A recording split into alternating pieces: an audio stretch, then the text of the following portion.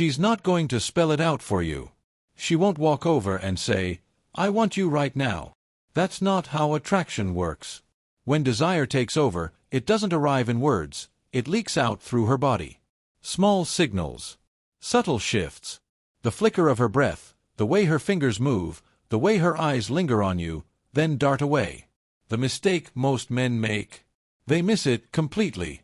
They're too caught up in what to say next, too nervous, too busy trying to impress. But once you learn the signs, once you understand how to decode her signals, you'll be able to read her without her saying a thing. And when you respond the right way, she'll feel like you've slipped inside her mind. These cues are primal. They come from a part of her brain older than language. She can't fake them. She can't stop them. And once you learn to see them, you'll never unsee them. Take one of the most intoxicating signs, when she plays with something in her hands. At first glance, it looks innocent, even meaningless. Maybe she rolls her necklace between her fingers, taps the edge of her glass, twirls her hair around her knuckle, or turns a pen over and over. To the untrained eye, it's just fidgeting. To a man who knows better, it's a tell. Her body is channeling energy she doesn't quite know what to do with. That movement isn't about the object, it's about you. She's not scrolling her phone. She's not folding her arms to close herself off. She's with you, trying to hold herself together while her body whispers, "I want to let go." Watch closely. If her fingers are tracing, twisting, or circling, her subconscious is managing the tension between you. But here's where most men ruin it. They point it out. They ask, "Why are you nervous?" and snap her out of that trance. The man who understands doesn't name it, he feeds it. He lets the silence breathe, keeps his voice low, maybe leans just a little closer. The longer she stays in that space, the more the tension builds. There's a simple psychology at play. When a woman is aroused but restrained, like in public or during a first conversation, her body finds subtle outlets. Those tiny repetitive motions release just enough energy to keep her from bursting, but also keep her locked in a heightened state with you. Your job: don't rush. Don't break eye contact. Let her marinate in it until her mind starts asking why she feels this way, and why it only happens with you.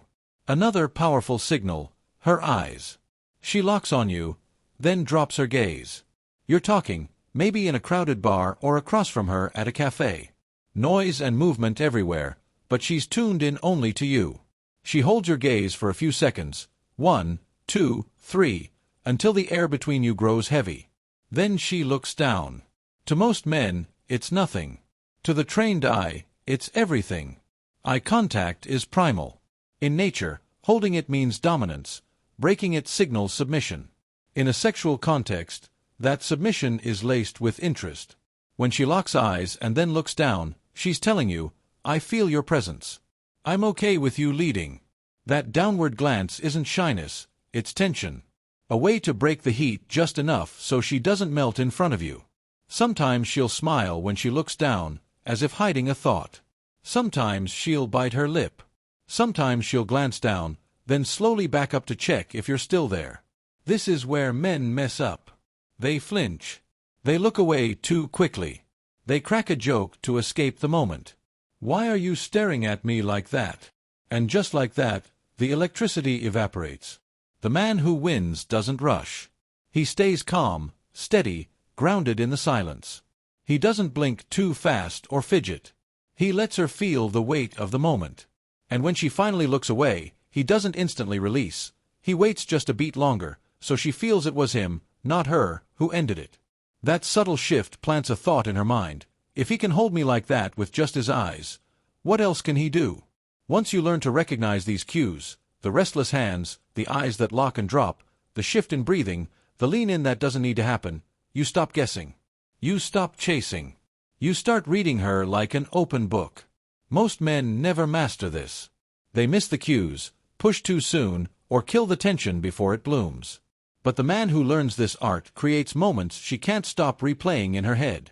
Because when you can read her desire without a single word, you'll never need her to say it out loud.